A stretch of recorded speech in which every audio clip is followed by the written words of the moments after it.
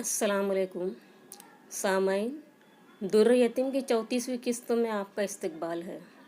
हमने पिछली किस्त में देखे थे कि कुफ़ार कुरैश मीटिंग करते हैं और अबू जहल एक राय पेश करता है और वो सब उससे मुतमईन हो जाते हैं। कुफ़ार कुरैश मसरूर मुतमईन थे। अबू जहल के मशवरे पर उन्हें नाज था। उनके हाशिए ख़याल में भी ये बात न आई थी और इस हकीकत का ख़तरा भी इन सियाह बातिनों के दिल में न गुज़रा था कि नबूवत का खुदा की ज़ात से क्या ताल्लुक़ है, और जिस खुदा ने मोहम्मद सल्लल्लाहु अलैहि वसल्लम को नबी बनाकर भेजा है वो उसकी हिफाजत से बेखबर नहीं है। इल्हाम व वही की हकीकत ही से वो लोग नावाकिफ़ थे। लात हुबल के पूजने वालों को इस बात का पता ही न था कि अल्लाह ताला जो दिलों के ख़तरों से आगाह है और जिसकी मशीयत और कुदरत तमाम आलम का अहाता किए हुए है, अपने बरगज़िदा बंदों पर छुपी हुई बातें और पेश आने वाले वाक़यात क़ब्ल वक्त ज़ाहिर कर सकता है। इन ज़ाहिर बीनों को तो बस ये नज़र आता है कि मोहम्मद सल्लल्लाहु अलैहि वसल्लम अब्दुल्ला का बेटा है और अब्दुल मुत्तलिब का पोता है। हमारी ही तरह वो खाता है और पीता है और सोता जागता है। अपनी ज़रूरियात पूरी करने के लिए हम कुरैशियों की मानिंद बाज़ारों में भी उसे जाना पड़ता है। इंसान के फितरी हालात में वो हम जैसा है। इन्हें ख़बर न थी कि मोहम्मद सल्लल्लाहु अलैहि वसल्लम इब्ने अब्दुल्ला इब्ने अब्दुल मुत्तलिब इब्ने हाशिम यकीनन इंसान है, अल्लाह का बंदा है, मगर कैसा बंदा? रहमतुल लिल आलमीन, सिराज मुनीर, रऊफ़ रहीम, मोहब्बत वही उसकी ये शान है कि जिस इंसान के लिए वो जन्नत की खुशखबरी अपनी ज़बान हक तर्जुमान से बयान फरमा दे, उस पर जन्नत वाजिब हो जाती है। अल्लाह ताला ने हक़ाइक़ व मानी के इसरार के लिए उसका सीना खोल दिया है। अल्लाह ताला से उसका बराह रास्त ताल्लुक़ है। हाँ, वो सोता है मगर उसका दिल जागता रहता है। मक्का, बाम दरा व सहरा के बबूलों और खजूरों को जो आँख देखती है, उसके सामने इसरार फितरत और रमूज़ कुदरत के सहीफ़े भी खुले हुए हैं। कार पाका रा कियास अज खुद मकीर गरचा आयत दर नौशतन शीर शीर।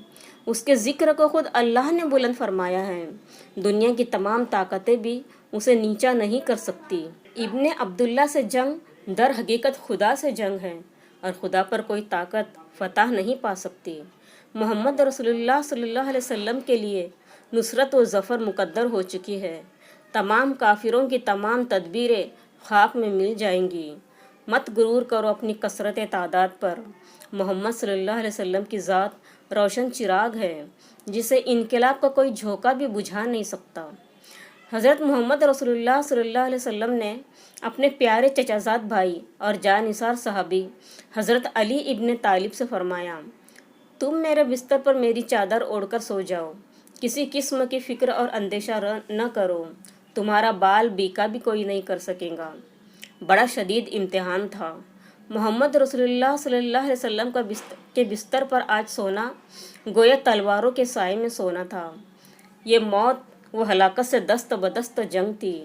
मक्का के मशहूर कबीलों के नामवर बहादुरों की तलवारें का मुकाबला था।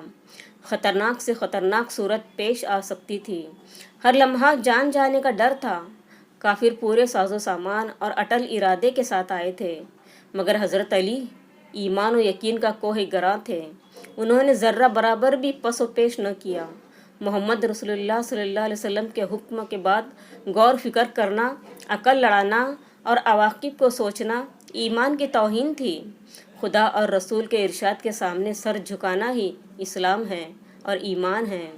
जिसने इनकियाद व इताअत में तामुल किया, समझ लो कि उसके ईमान में खोट है और वो मसलहतों की अभी तक पूजा कर रहा है। हज़रत सैयदना अली करम वजल्लाह निहायत इत्मीनान के साथ हज़रत सरवर कायनात सल्लल्लाहु अलैहि वसल्लम के बिस्तर पर सोते रहे।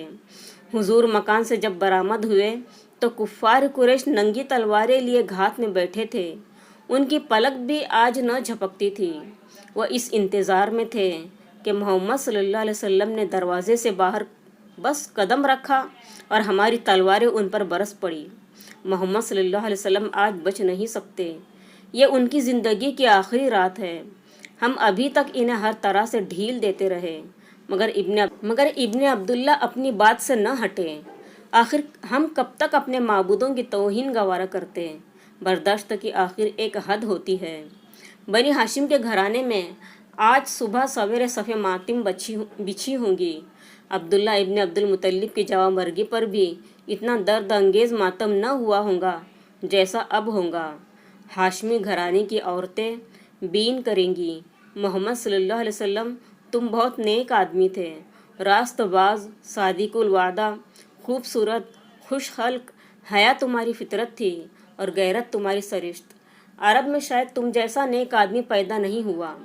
कुसई के कारनामे भी तुम्हारे आगे गर्द हो गए, लेकिन तुमने अपनी कौम से लड़ाई मोल लेकर कुछ अच्छा नहीं किया।